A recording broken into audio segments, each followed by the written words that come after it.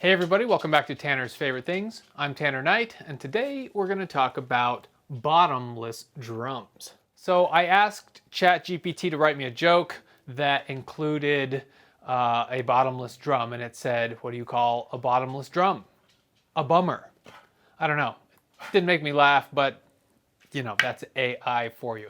So, what is a concert tom besides a bummer? It's a drum without a bottom, or what is a drum without a bottom? It's a concert tom. They are synonymous, and they come from kind of the concert world, the symphonic percussion world, where there's typically about 1 to 4 percussionists for any given symphonic work, you know, depending on how far back in history you go. But more modern and 19th century symphonic works typically have 1 to 4 percussionists, and they're banging on mallets, they're doing all kinds of stuff, but they're not playing a typical drum kit. One of their instruments, in addition to mallets and bells and chimes and gongs, is a set of concert toms, and they're typically tuned very specifically, and they, you know, play a dramatic role in whatever percussive event is happening at that moment. So it's a melodic tom, or at least it is capable of being tuned and producing that tone, but we'll see if that translates to these, because these kind of push the bounds of what a true concert tom is. And the reason I say that is because of the size. They are 14 inches and 13. So this is the big guy here. But either way, 13 and 14 inch toms are pretty big as toms go. And in fact, the Tama Superstar set that I have directly behind me here happens to have a set of 13 and 14 inch rack toms. So these are Tama Imperialstar, but they're from about the same era, maybe a little earlier. Typically, the concert tom lives in the 70s, and once you get to the 80s, they'll still show up on certain people's kits, Phil Collins and whatnot. But for the most part, they get phased out, and toms with a batter and a reso head start to dominate the market, and the concert tom goes back to the symphonic hall. So we're going to have a comparison here that's going to be pretty close, because I don't have the hardware for these concert toms, which luckily is only half the hardware that you need for a regular tom, because you only have one side of lugs and T-rods and hoop. So that's kind of nice in this regard, but I'm going to go ahead and pirate the hoops from the same size toms on the Superstar set, and we're going to do a side-by-side comparison. So why would you want a concert tom? And here's kind of, before we get into that, my statement on all things fad and, you know, things that come around again. Concert toms are not popular right now, but I guarantee you within 20 years from now, maybe that's a bit long to predict, but within 20 years they'll come back and you'll see people utilizing concert toms because of the sound and maybe the aesthetic as well. I think music is being pushed more towards aesthetic over sound, but in any regard, they look cool, they have a very specific feel, and you know, if you want to capture that 70s vibe, concert toms are the way to go.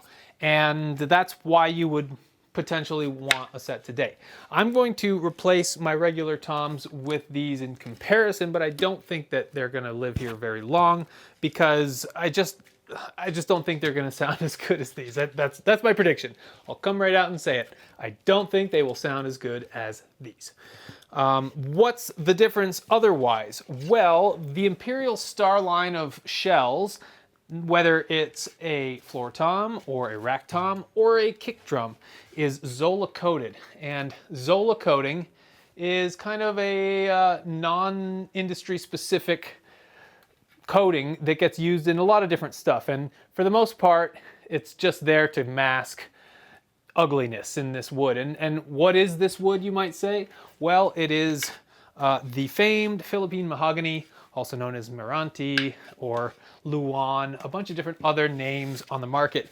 But this is that non-real high quality wood that people associate with the superstars, which are typically birch or later maple. These are Philippine mahogany. And it's not mahogany, It's actually not related to mahogany at all. It just kind of got called that.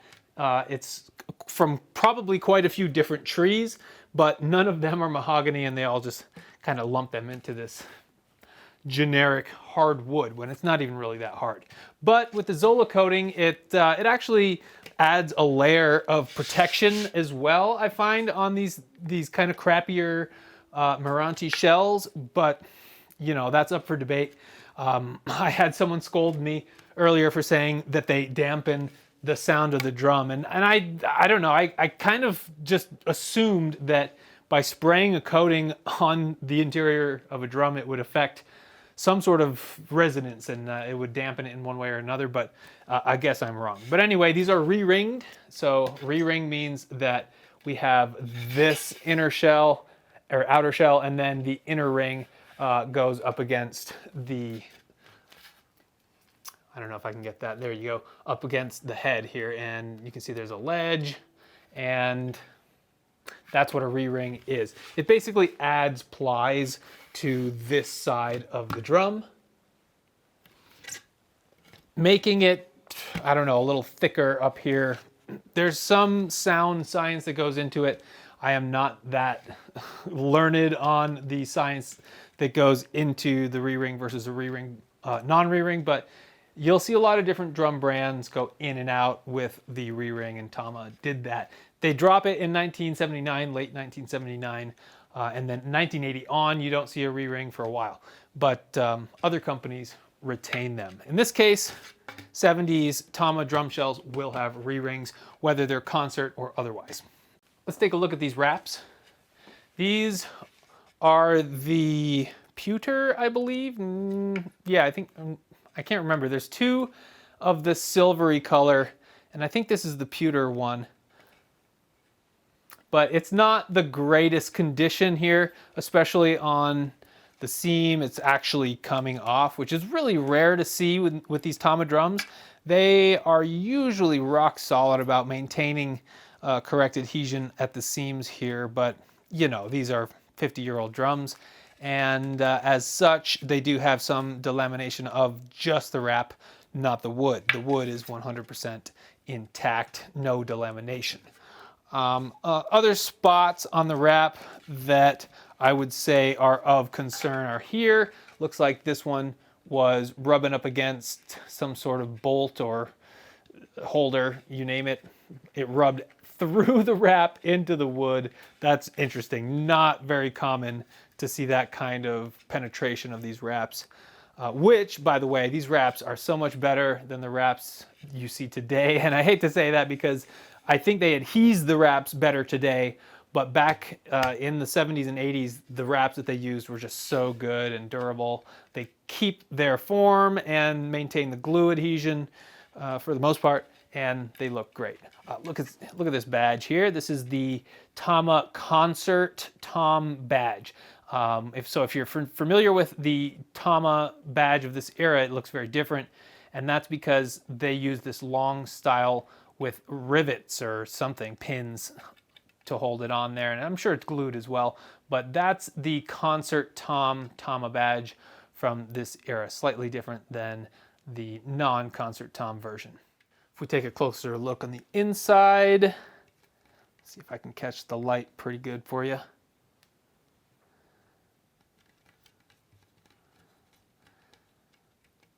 Yeah, so pretty basic drum shell. That's the 13, here's the 14. This one's actually in better condition. Here's the seam, which is still delaminating a little bit, but it's very fixable too. I'm gonna fix that and probably document that process, but there's a little chunk missing right there, which is a bummer, but you know, not the end of the world. Otherwise, it's in really good condition. No big gouges or worn through areas like on the 13-inch, but our re-ringed bearing edge is pretty round in this era, and it feels really good. Very consistent, and no nicks, dings, damage, etc. Very good. Here's the back of this one. So I'm not exactly sure how best to mic a concert tom, so we're gonna mess around and see, but I believe underneath is the most popular method. So we'll have to just, mic the top, mic the bottom, do an A/B comparison and see what we like best. But otherwise, I'm going to pirate the hardware, the lugs, tension rods, and the hoop from the drum behind me once I do a little sample test for you so you can hear exactly how these toms sound before we swap them out, and then we'll put these on the kit and rock and roll.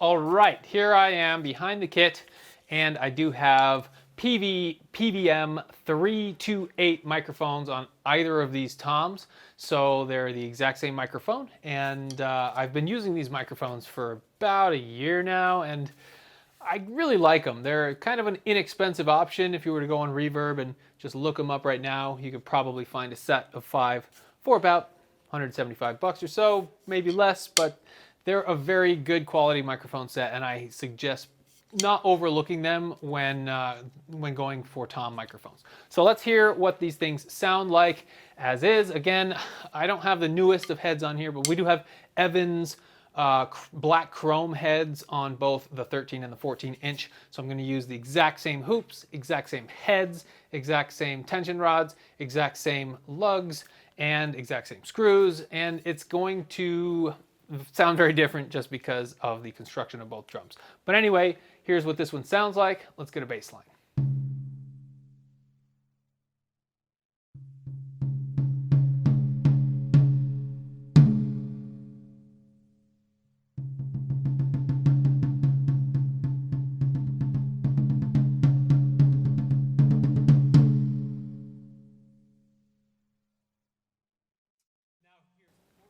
Now here's the 14.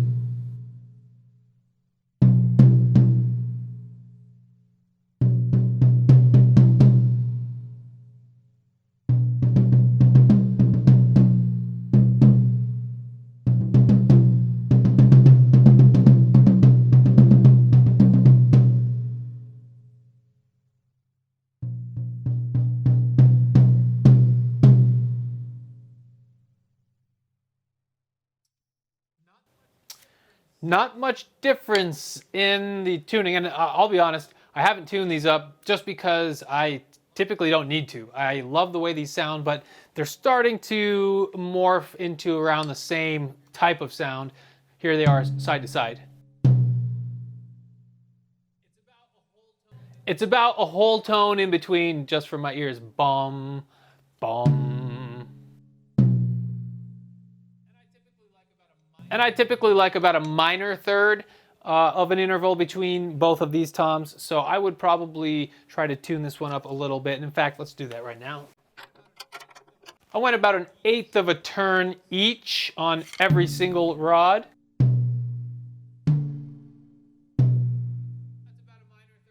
That's about a minor third right there.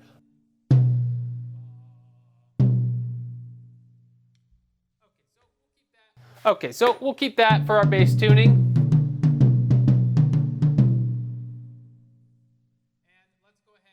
And let's go ahead and swap these out for the concert toms. I don't have a matching concert 18-inch floor tom because I don't think they made one, but maybe I'm wrong. Have they ever made a concert tom that big? You tell me. So let's go ahead and swap these guys out and try these concert toms in the context of this kit. And well, before we do that, I guess let's just play this whole kit for once, just to hit all these toms with the rest of this thing, just to get a fuller bass line. So here we go.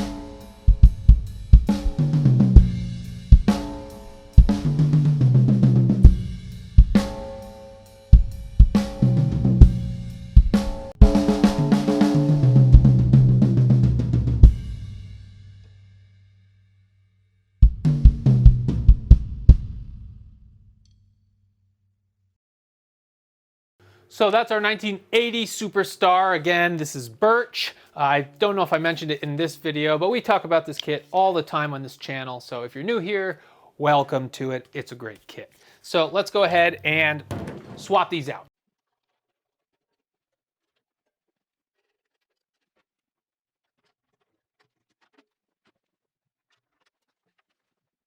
And just like that, we have a new set of toms in front of me.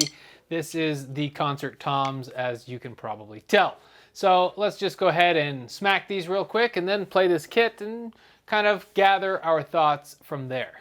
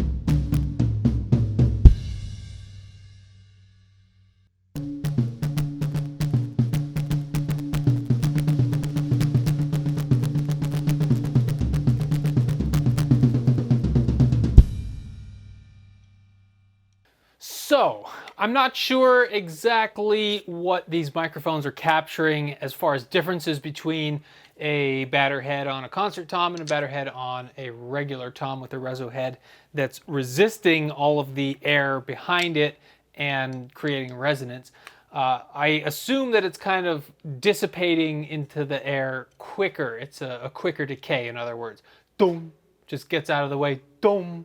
That's kind of what it sounds like from behind the kit. But again, I'm not facing these big old openings. So instead of miking the batter heads, let me swap around the miking configuration and get these mics up in the concert tom, and I'll see how it sounds where we just aim the thing right at the middle from below. Okay, I've got those mics stuff up in there. Let's see if we need to adjust the volumes. I haven't touched anything on my Focusrite Claret Octo preamp. So here is the 13-inch. Looks like it's a little bit louder, but I don't think it's peaking quite. It's not peaking. So here's the 14. Same. So let's go ahead and hear these a little bit more.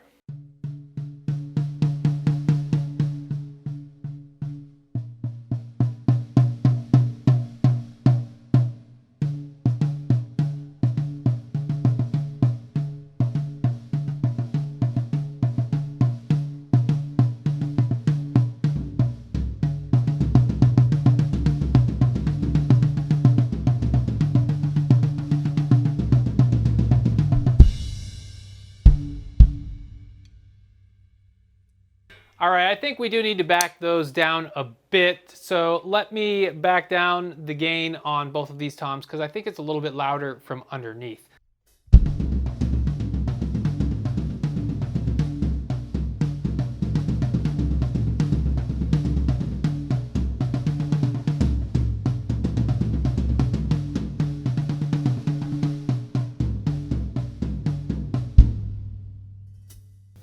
So I Still think we're a little mismatched there. This one looks a little hot. This one maybe a little too quiet, but I think you get the idea. I'll mix it down a little bit just for your knowledge. I don't really add much to these mixes here other than a little bit of compression per each track and sometimes some reverb just to, you know, thicken up the sound a little bit. But what you're hearing is pretty much the raw audio from these drums without any real heavy effects. So that's what these toms sound like. Let's play them a little bit more.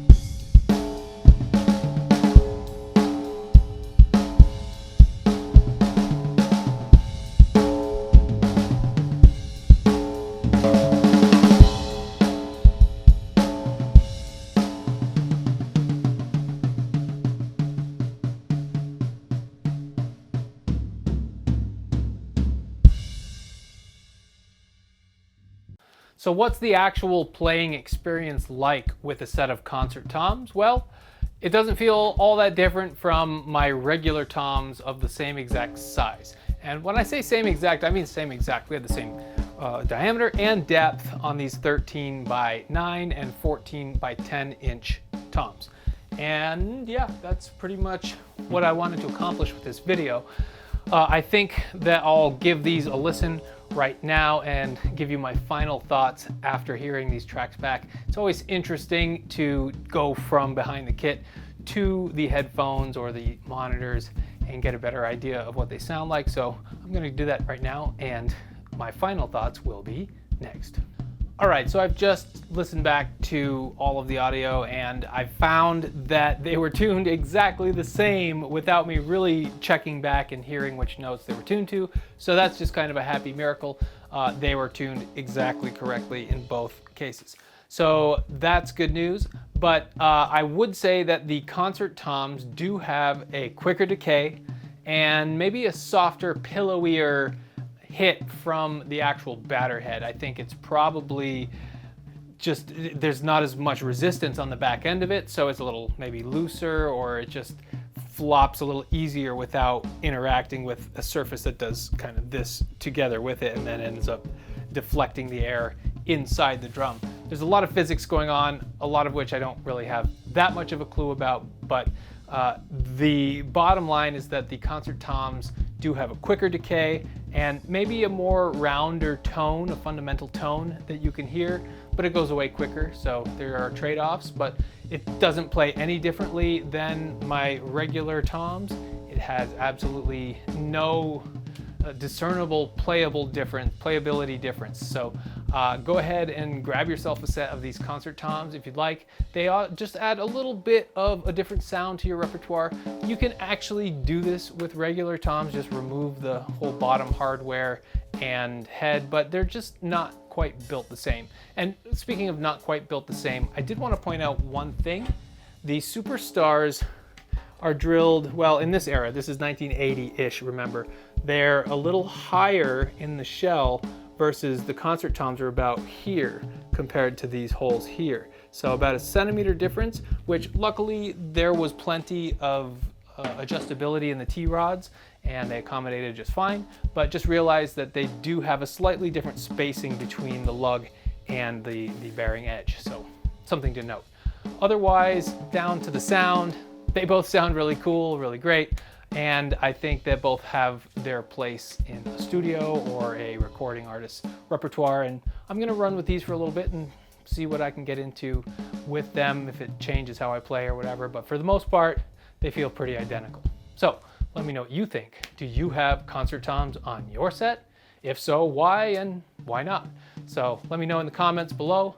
Like and subscribe if you like this type of content, and I hope to see you on the next one.